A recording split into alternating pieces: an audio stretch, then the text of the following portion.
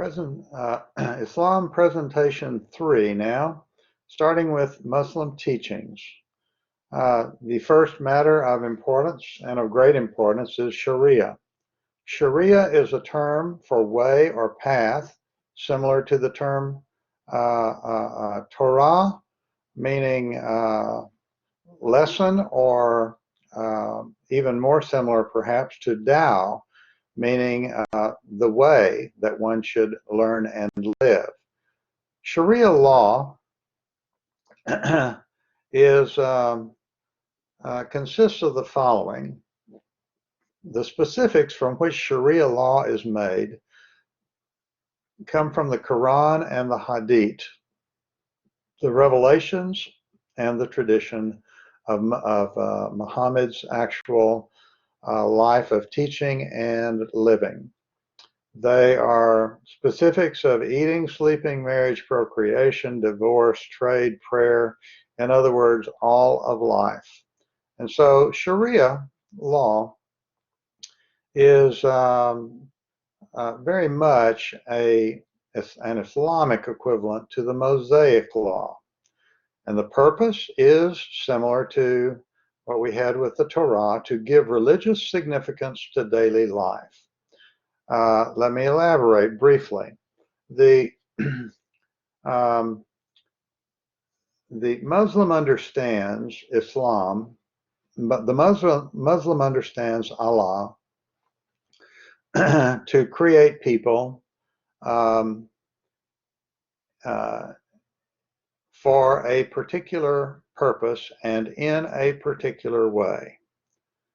For those people to know how they can fulfill their purpose and how they have been made, they need to have direction, direct information from God, and Sharia law based on the Quran's direct information and the Hadith's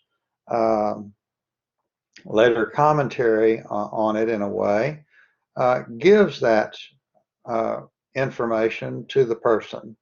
So as a person goes about his or her daily life, eating, sleeping, marrying, procreating, divorce, business, and prayer, he can rest assured with a sense of satisfaction and fulfillment that he has a connection with God, and he is doing what he is meant to do as not only as a human being, but as a particular human being. So that is the purpose of the Sharia law for the Muslim. The people are involved. There is no priest, but there is training called ulama, and the areas of concern in teaching are politics, economics, society, religion. And there were 4 schools of teaching that developed. 4 schools of Sharia law. It's not a single thing. In the 8th and 9th centuries, fairly early on, in other words, the 700s and the 800s. These competing kinds of Sharia law exist to some extent to this day. And then there is within Muslim teachings the important issue of the articles of faith. And by far the most important article of faith is the one on God. We have several articles in here, and we shall see that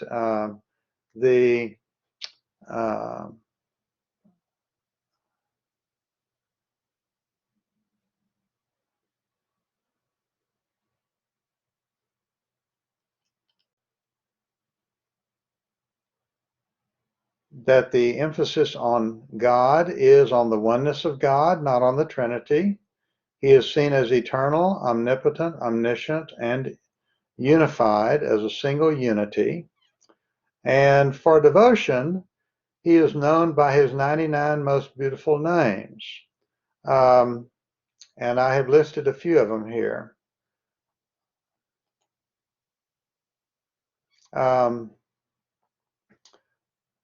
He is creator, provider, all-seeking, all-knowing, And this is for devotion, as I say on this next page, not for intellectual analysis. It's a reflection on God's sovereignty, to put it simply. Now, I want to back up here and note with you that it is this doctrine of God which will be one of the issues on which I will invite you to write when you come to your test.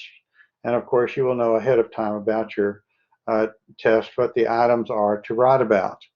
The doctrine of God, what you need to tell me if you give me information on the doctrine of God is, as I have noted here for you, that their emphasis is on the oneness of God.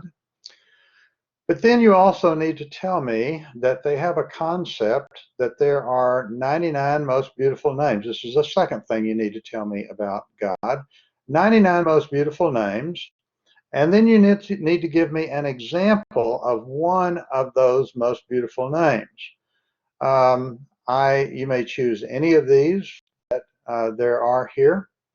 Certainly not all 99.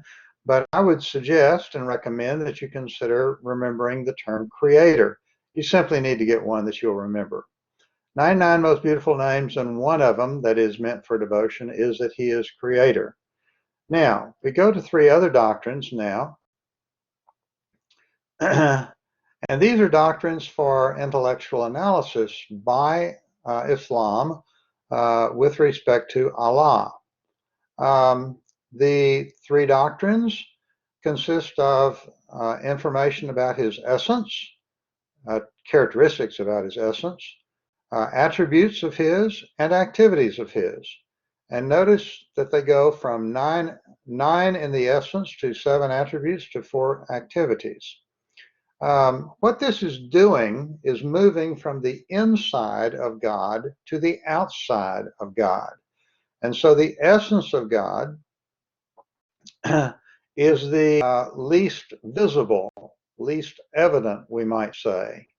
And so, and they consist of necessary existence from eternity to eternity, essentiality, uniqueness, unsubstantiality, unembodiedness, formlessness, omnipresence. And I would ask you, if you choose to describe God as understood by the Muslims, that you tell me that besides his 99 most beautiful names, there are these categories: the essence of God, the attributes of God, and the activities of God. And under essence of God, you need to give me one example. So which one of these is going to be the easiest? Perhaps uniqueness, though it's your choice. And so give me the fact that they examine God in terms of his essence. They know God in terms of his essence. And then they know God in terms of his 7 attributes: life, knowledge, power, will, so forth. The easiest one of these, I believe, to remember is life. This gets a little bit more toward the evident features of God, in that more than his uniqueness, one is able to surmise or understand that God is the God who has life and provides life. And it is life that I would recommend that you remember, though power is pretty easy to remember as well. And then the 4 activities of God. Under activities, creation, preservation, revelation, and predestination. And perhaps the easiest one, if you remember creator from the 99 most beautiful names, the easiest one might be the notion of creation. And then we come to and so that's all you need to tell me about the doctrine of God, if you choose that to describe. Now, free will and predestination. These are a paradox. They are found in the Hebrew scriptures and in the New Testament, in the Christian New Testament. And what this means is that a person has a freedom to choose, but also God determines the outcome already ahead of time. So how do how does Islam feel about this concept? In the Quran, as in the scriptures of the Jews and the Christians, there is inconsistency, meaning there is paradox there. There you will find places that there is both freedom of choice and God's determination, predestination, or sovereignty. Um, the Orthodox view is, in fact, as I mentioned, especially with respect to Sunni Muslims, is that there is absolute predestination of good and evil, and that is the outstanding feature of God in connection with one's human life. At the same time, within this thinking, there is both justice and mercy.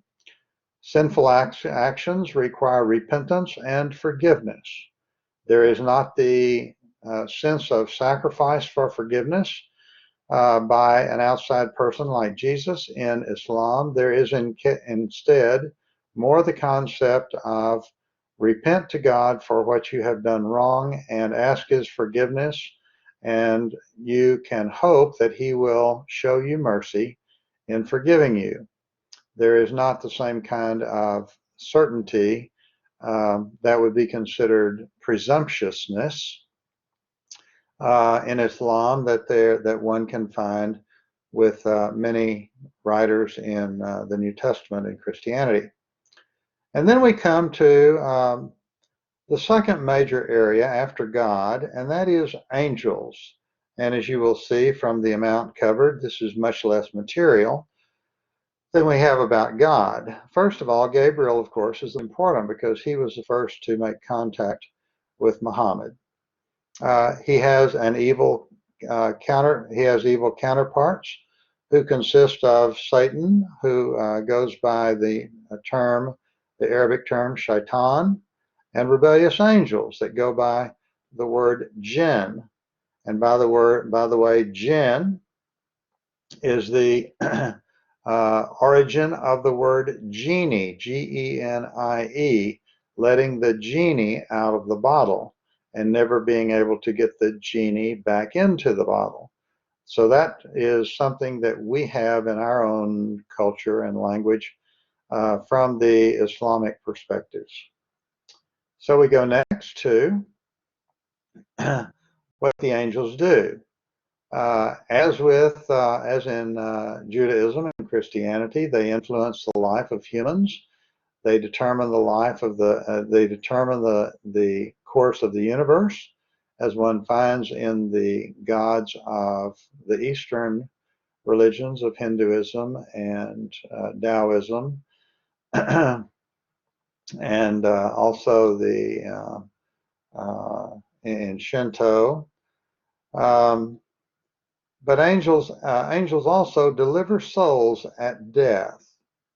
They have a record of the people's actions, and they deliver them sometimes to heaven, sometimes to hell, depending on the judgment made about those people.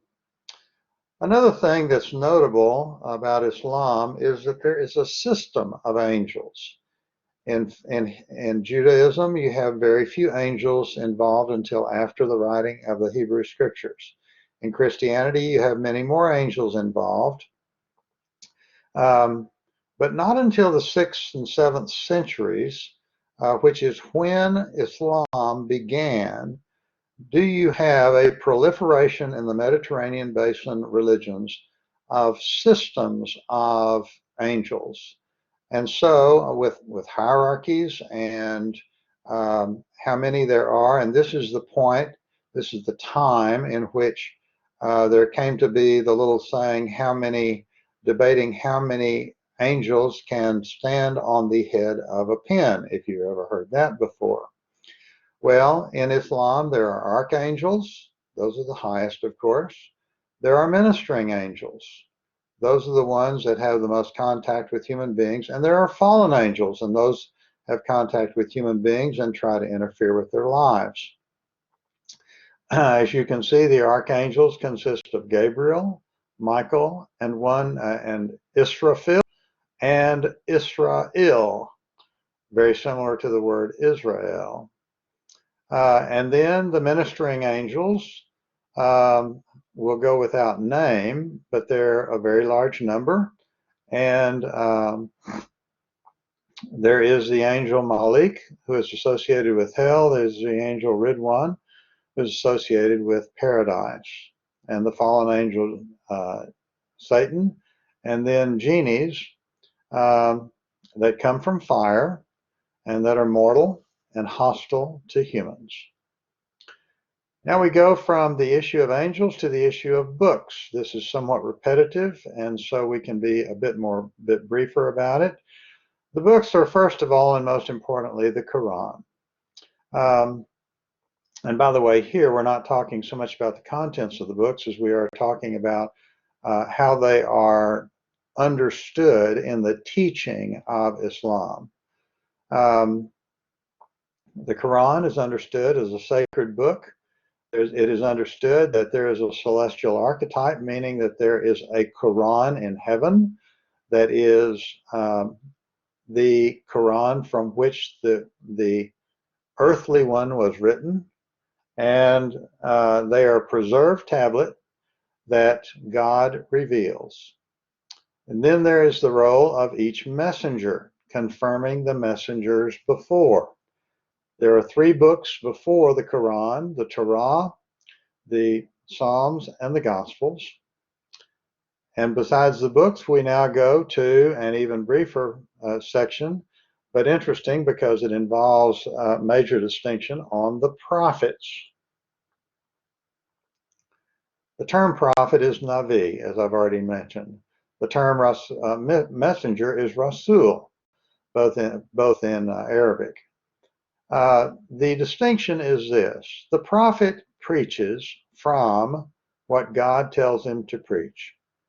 The messenger, however, goes to a special community with a book of rules and laws. And so we could say that the messenger, as exemplified by Muhammad, went to what was provided a special set of revelation, and that would be what is provided in the Quran.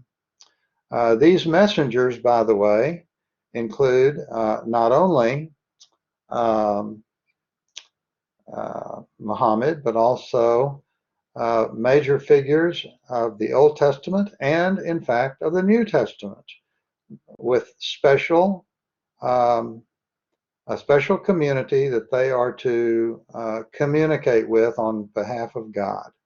Adam, Abraham, Noah, Isaac. By the way, those are out of order in case you didn't notice that. It would really be Abraham, Isaac, and then Noah. And it would really be Abraham and then Ishmael and then Isaac and then Noah. But then Moses and Zechariah from the Old Testament. Zechariah, by the way, is taken to be the last prophet of the Old Testament, I believe. And then John, referring to John the Baptist. And then Jesus of Christianity. And finally, we have a little section of teaching on the last day. At the last day, there will be heaven and hell, as one finds in, not so much in the Hebrew scriptures, but certainly in the Christian perspective on things, especially with the book of Revelation. There is a day of judgment. And there is a book of the record of life, which one also finds in the New Testament. And for the blessed, there are fine garments and music and feasting and beautiful maidens, inexpressible bliss in the garden of paradise. One paradox, or maybe contradiction, that I would offer you is that Islam does not believe, as you may note in the absence of it in here, does not believe in the resurrection of bodies. It does, however, believe in the immortality of the soul.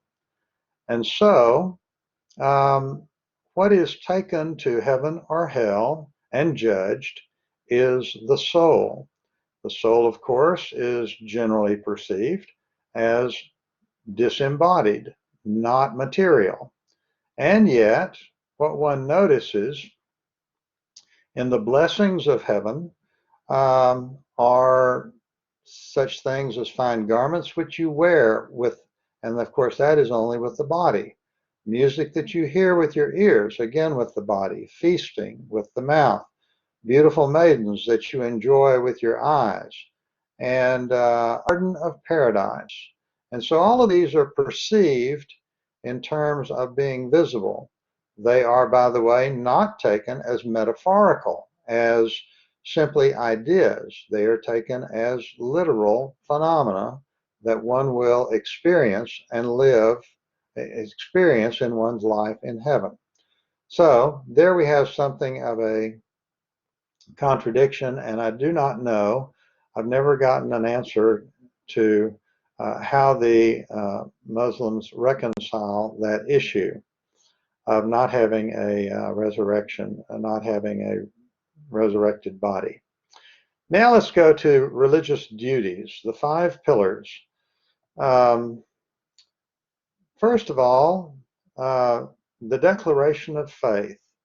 I'm about to provide you here, ladies and gentlemen, the way that you can become a Muslim in very simple terms. A simple declaration of faith.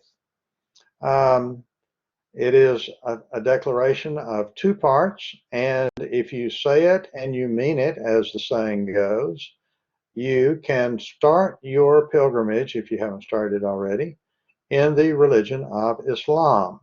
The Shahada is what it's called, and it reads as follows: there is no other God but Allah. That's the way it should be read.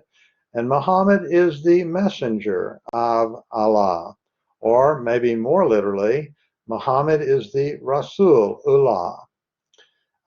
So please notice that there is emphasis on the oneness of God, on God, on Allah being the only God that exists, and Muhammad being the person to whom one should give attention for hearing what God says to us, the messenger of God. Now, another religious duty, prayer. This is quite notable. The Muslim is known to pray 5 times a day. Praying is a big part of the Muslim's life. Those 5 times, and one is to have one's little rug and prayer rug, maybe it's called, I'm not quite sure, and bow to the east facing Mecca, which is where God is seen to be residing.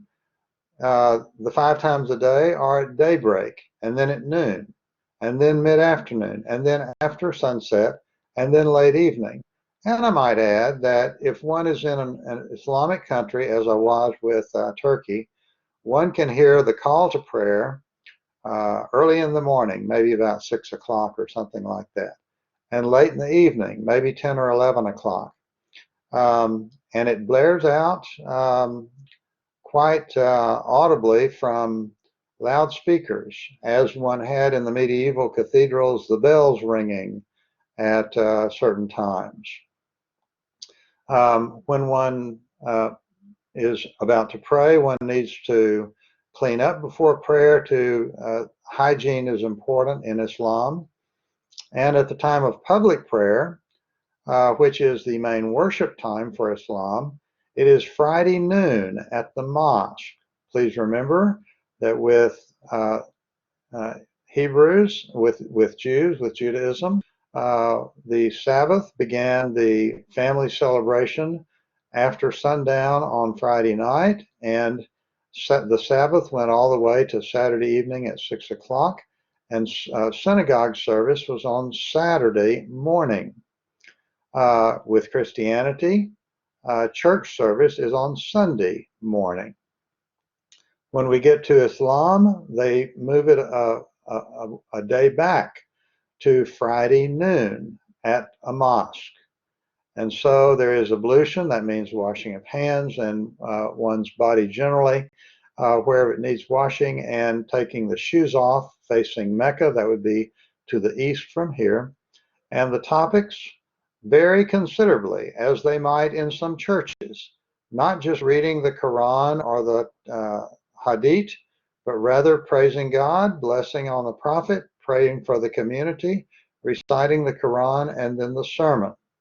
And the sermon is the main thing I was referring to as far as variety of topics, because it can easily, since Islam is very much a political as well as a religious religion, the sermon can very well delve into political issues. Women, meanwhile, used to be with the men in the mosque. Now they are supposed to remain at home or in a special room at the mosque, somewhat similar to the Orthodox Jewish women being in a separate room or at home in a synagogue service. And then there is almsgiving. Almsgiving is important and significant. There are two kinds. There's a legal kind and there's a voluntary kind. In the United States, you're not going to encounter the legal kind, only the voluntary kind. But if you're in Iran, you will encounter the legal kind as well. It is a state or government tax. But in the case of the voluntary one, it is notable that while it is to be voluntary, it's to be 2.5% of one's income. And it is to be provided, almsgiving, giving to the poor, especially for those within one's family circle. If not one's immediate family, one's extended family. And then we come to fasting. Fasting is most of all in the 9th month, Ramadan, and that's because it is a lunar calendar, moves backward every year. And I think it may be back to about June now, maybe April as far as that goes. It is in the 9th month, and it is a whole month that one abstains from drink, food, and sex during the day, though one can have those, can participate in those things after sundown. The exceptions, and there are numerous ones since it goes for a whole month, are for invalids, for travelers, for soldiers at war, and for women who are either pregnant or menstruating and need to give more careful attention to their bodies. If one participates in Ramadan by the correct way, one is assured of forgiveness of one's sins. And so this is the way. I said it somewhat differently earlier, and that was less correct than this is. The way that one can receive assurance for one's sins of the past year is by participating in the fasting of Ramadan. Now let's go a little farther. At the end, there is a festival of fast breaking. And it's a 3-day festival to celebrate at the end of Ramadan the forgiveness of one's sins and one's successful completion of this very important ritual. And then we come to pilgrimage. Not since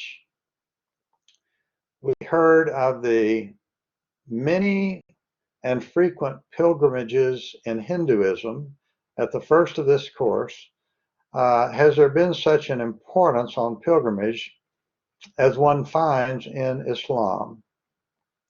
The importance is that one go to the Kaaba. By the way, that is a term that from which we get the word cube, C-U-B-E, because it is a cube, a giant one. The Kaaba in Mecca, one is to go once in one's life, preferably within the 7th to the to the 10th of the last month of the Islamic year. I think that this year, because of the virus, there has been some change of scheduling to avoid people getting together, because if you look it up on Google, you will find people packed together around the cube in reverence to Allah. There is a black stone. Um, it turns white to black when it turned white to black when Gabriel came to Abraham, and so that is the way that the uh, stone that's within the cube has changed within the beginnings of Islam. There is the well of Zamzam, which one goes to for healing, and that is the well where where Ishmael and his mother Hagar first came and arrived and settled. Um, they walked 7 times around the Kaaba. In some videos, you can see them moving around the Kaaba. And pilgrimages unite Muslims, and this is a particularly notable thing about it. You know, there are people in the Arab world who are extraordinarily rich and because of oil, and some that are extraordinarily poor. But when they come to the Kaaba in their pilgrimage, they all put on the same white garment. And so it's a great equalizer of people for the time of that pilgrimage celebration. And then we come finally to Holy War. Folks, Holy War is the other topic that I will offer for you to describe to me within the uh, uh, discussion questions on Islam. The Holy War is called jihad. You need to know that word. It's characterized as the 6th pillar. Now, frankly, folks, there are only 5 pillars of Islamic devotion, and those 5 are the 5 above that I've mentioned, concluding with pilgrimage. But holy war is such an important concept and debated that it's considered the 6th pillar. And what you must do in order to know, and you'll find this on page 455 of Negocian, what you must do to describe it for me is to tell me that it means jihad, that the Arabic word is jihad, and then that the 4 interpretations of holy war are internal struggle, spiritualized by the mystics, or jihad as only in self-defense, or jihad as negotiations, peaceful negotiations in trying to reach a settlement on a disagreement. And last but not least, the literal struggle to dominate regions with the Islamic faith and practice.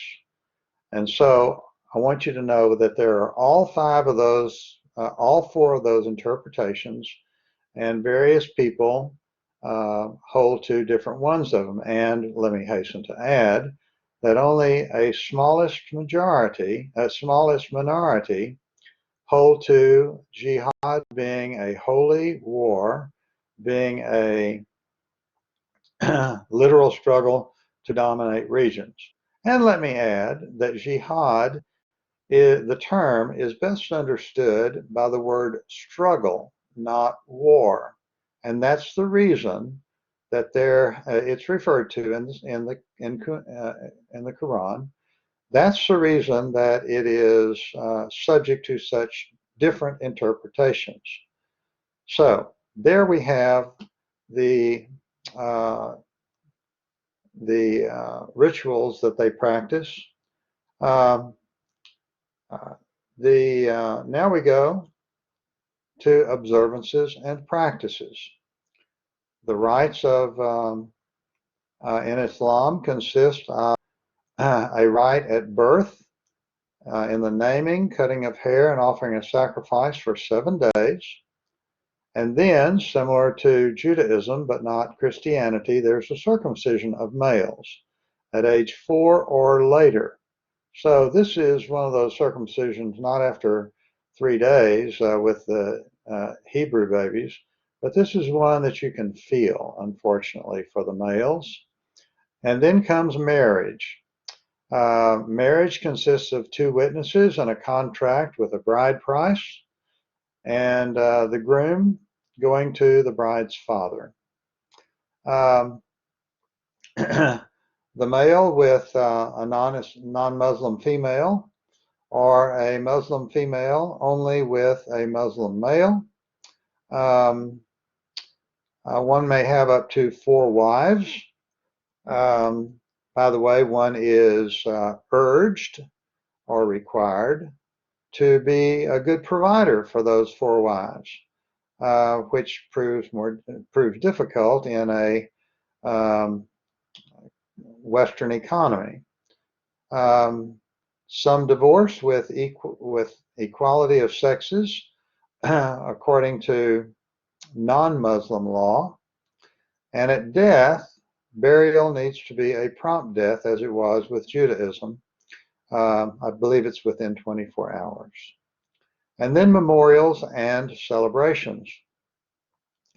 The Shia have a 10-day mourning period for Shias, by Shias for the assassination of the person from whom they were formed, Ali. The Sunnis have a celebration of the creation of Adam and Eve, of heaven and hell, of life and death. And other memorials vary with the country. So concludes the presentation number 2 on Islam.